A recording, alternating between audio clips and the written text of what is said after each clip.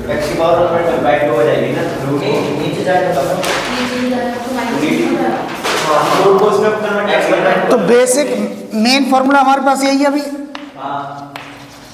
और ये एप्लीकेबल कब है? जब बेस हमारा वेरिएबल हो, ये कांस्टेंट हो, ये कोई भी रियल नंबर हो सकता है, ये वेरिएबल। और ये फॉर्मूला तब एप्लाई होगा जब ये लीनियर हो x। जैसे यहाँ पर आप देखा x⁻⁻2 है, ये n है, ये आपका x है। अब ये है ऐसे, कैसे करेंगे? x को बहुत बढ़िया, x⁻1/2 लिख सकते रूट हटा के। अब इस फॉर्म में आ गया कि नहीं? तो x⁻n+1 अपॉन प्लस, तो यहाँ क्या होगा? ये 1/2 + 1 अपॉन 1/2 + 1 प्लस कितना हो गया? x⁻3/2, और ये 3/2 हो जाएगा, और ये आपका रेसिप्रोकल होके ऊपर 2/3 x⁻3/2 प्लस, इस तरह से। समझे नहीं समझे? और इसी तरह से 1 अपॉन रूट ऑफ x हो, तो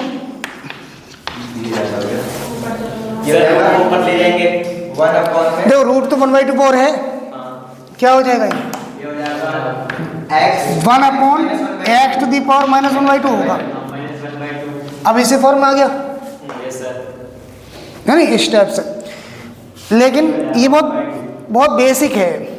अभी हम जो क्वेश्चन करने वाले हैं वो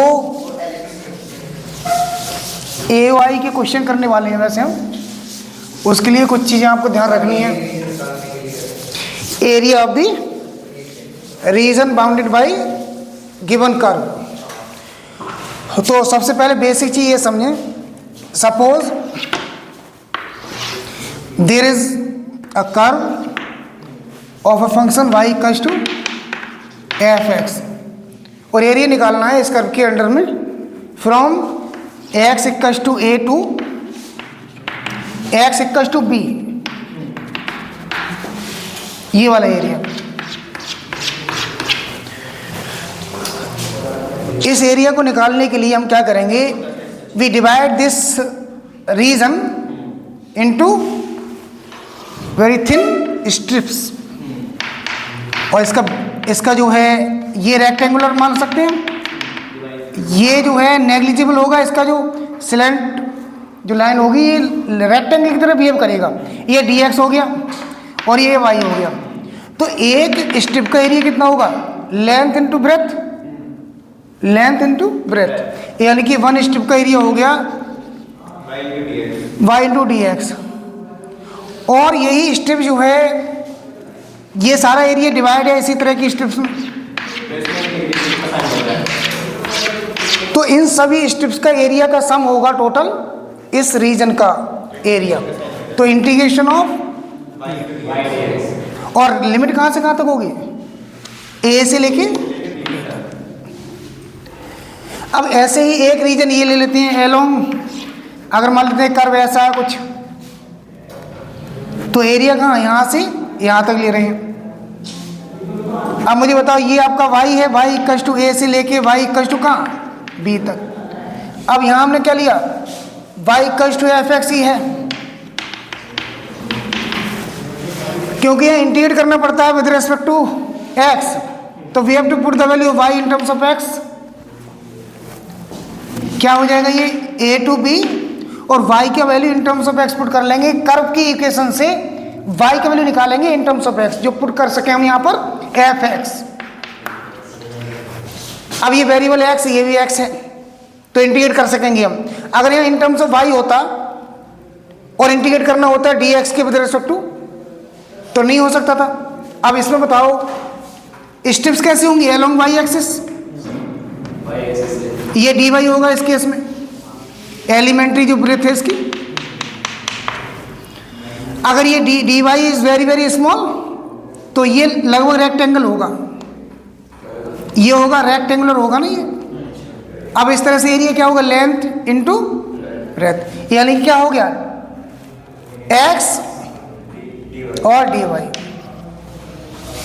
अब ये dy है विद रेस्पेक्ट टू dy के करेंगे इंटीग्रेट, यानी कि हमें क्या करना पड़ेगा? इस कर्व की इक्वेशन से x का value in terms of Y निकालना पड़ेगा, तब इंडिकेट करेंगे at the end we have to put the value of Y, value of X in terms of Y.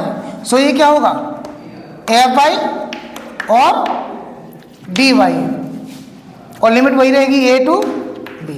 ये दो केसेस हमारे पास होंगे, ठीक है। इन्हें कहते हैं ऑर्डिनेट्स।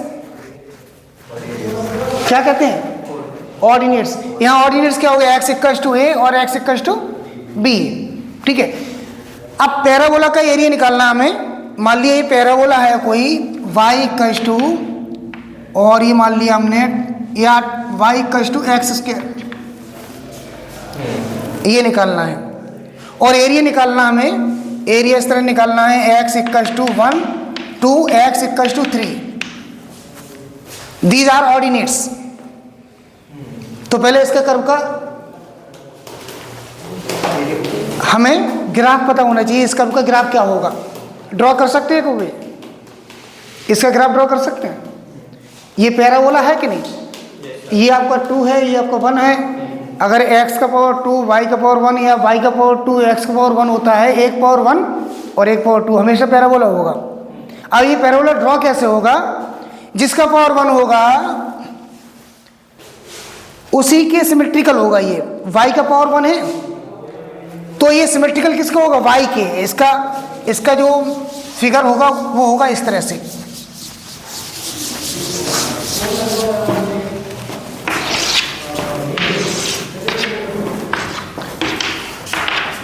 इसका फिगर होगा ऐसा,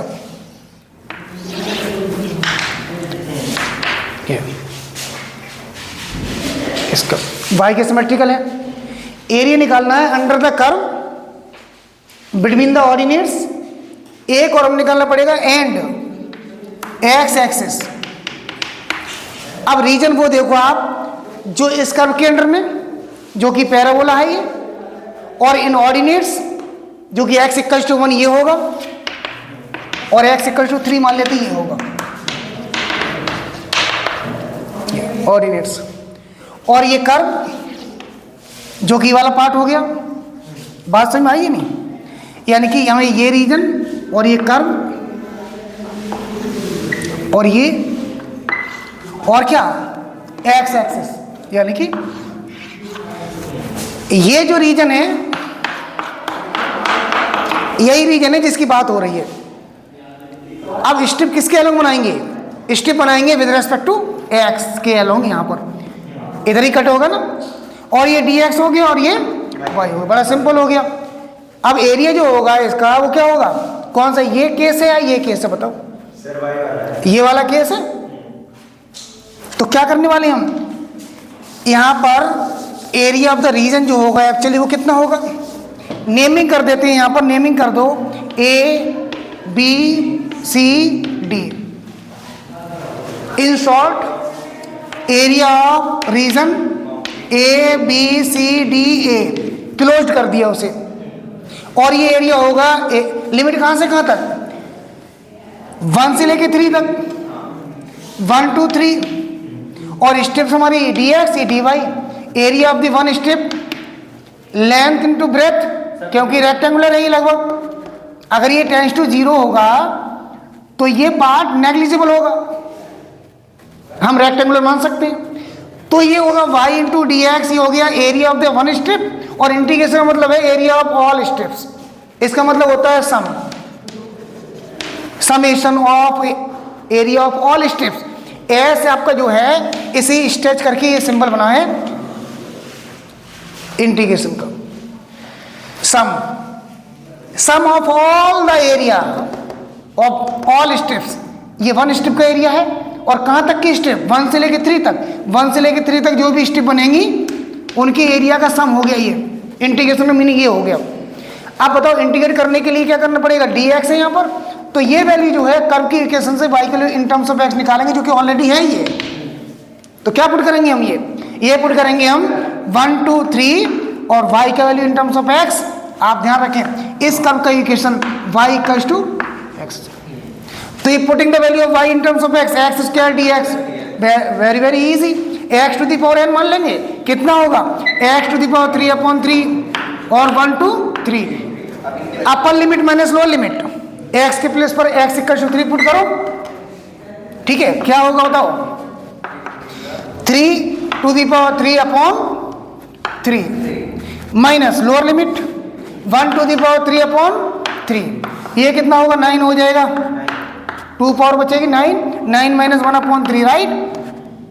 ठीक है, कितना हो जाएगा आपका 27 26 अपॉन 3, यही आपका इसका, ये इसका आंसर हो गया। समझ में आया कि नहीं आपको? हैं, बहुत बेसिक क्वेश्चन था। अगले जो क्वेश्चन कराऊंगा उनमें पैराबोला के अलावा एलिप्स भी होगा, है नहीं, सर्कल भी होगा।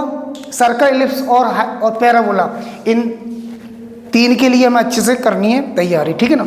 एक क्वेश्चन लेंगे पैराबोला का आप, ठीक है। चलो, सॉरी एलिप्स का लेंगे अब।